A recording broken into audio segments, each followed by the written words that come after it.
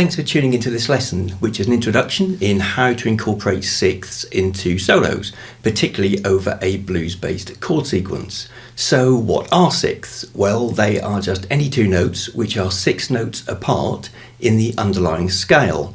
So for example, the notes in the key of A major are A, B, C sharp, D, E, F sharp and G sharp.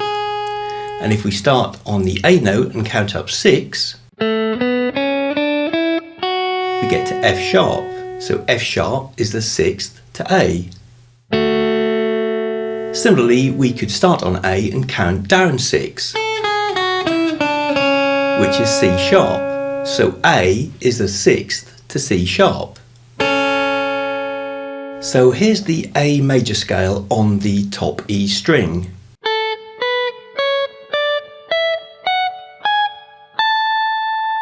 And if we add the 6th note below each of those notes, we get this.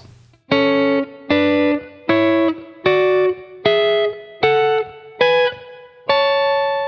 I'm sure you've already noticed that to play sixths on non-adjacent strings, you'll need some form of hybrid picking. And for me, that means I play the notes on the lower string with the pick and the notes on the higher string with the second finger of the picking hand.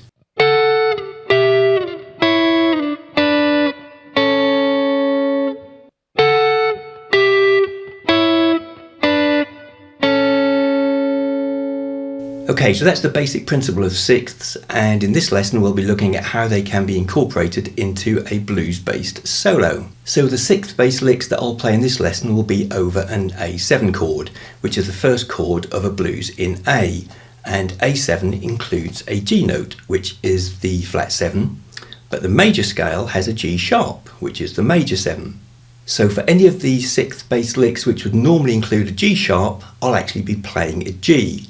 So the scale I'll now be using is exactly the same as the A major scale, but with a flat 7 note. And this scale is called the A mixolydian. Okay, so let's try some 6th based licks. So one of my favourite 6th based patterns is where I play a major pentatonic scale on the top E string.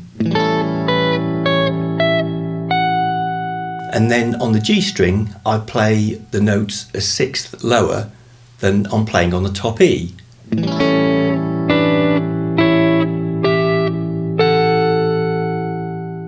And the fingering pattern for this is nice and easy because we're playing the same fret on the E and G strings, except for when we get to the A root note on the E string, and then we play the note on the G string 1 fret higher.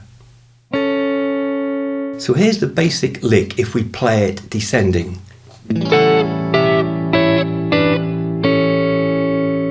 And now let's add in some chromatic notes. So between the F sharp and the E, I'll add in an F. And between the C sharp and the B, I'll add in a C.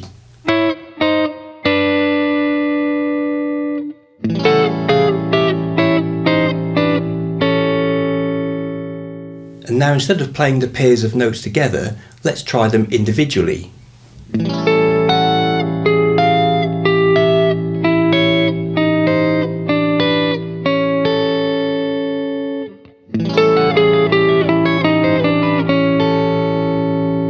Another alternative is that we can start on the G string, then play the E string, and then back to the G.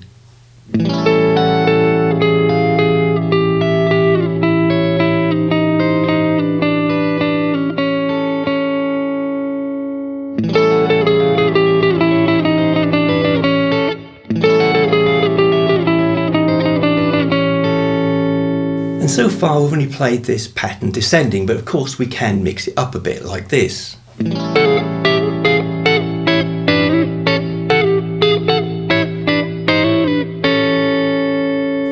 Okay, so all of these licks are movable to suit whatever chord you're playing over. So for example, the licks we've looked at so far have all been based around this pattern,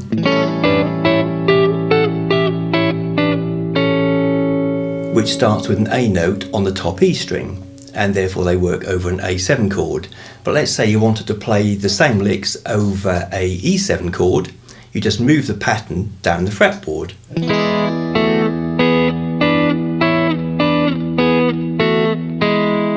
And as I've just played the pattern in E, here's a solo I played at the intro, which is over an up-tempo blues in E, and it mixes some sixths with some pentatonic bass licks.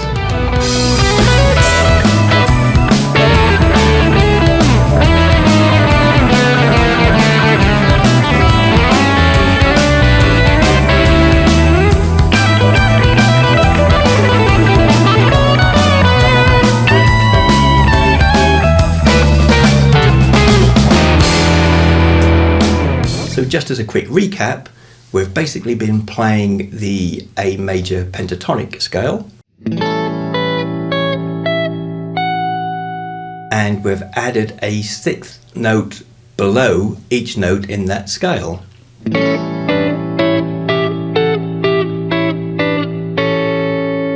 And you can move that pattern around depending on whichever chord you're playing over. So if you were playing over, let's say, a D7, you just take that A note which we started on in A, move it up to D, and just play the same pattern.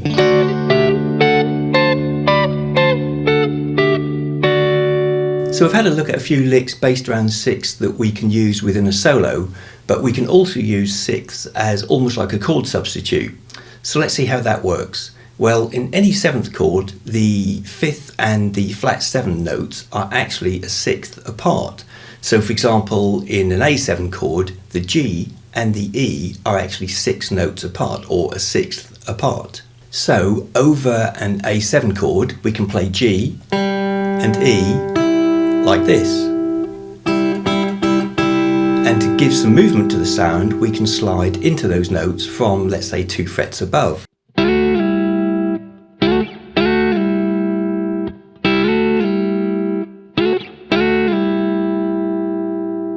And if we use chromatics,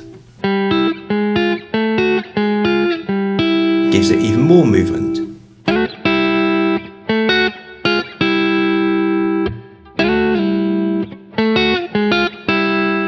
And if we're playing a blues in A and the chord changes from A7 to D7, we just take this fingering pattern and move it across one string. So it's now on the G and E strings. And the notes that we're now playing are C and A, which are the flat seventh and the fifth in D7. And the same sliding licks still apply. And then back to A7. And when the chord changes to E7, we can just take the fingering pattern we used for D7 and move it up 2 frets. So we're now playing D and B, which are the fifth and the flat seventh of the E7 chord. And here's how it sounds if we put those together over a slow blues in A.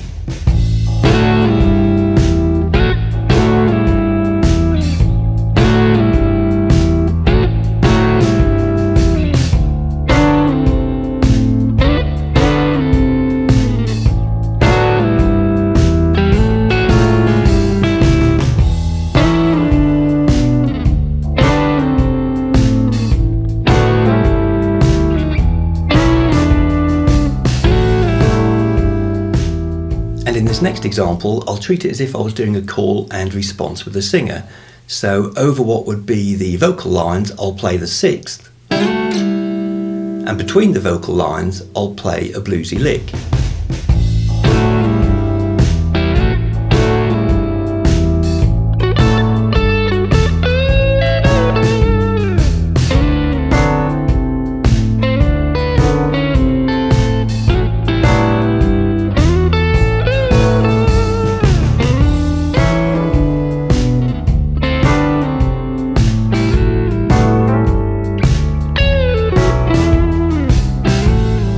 Okay, so I really hope this lesson has given you a good introduction on how to incorporate some sixths into your blues-based soloing. And if it has, I'd really appreciate it if you'd like and subscribe to my channel. Thanks again for watching, and I'll see you next time.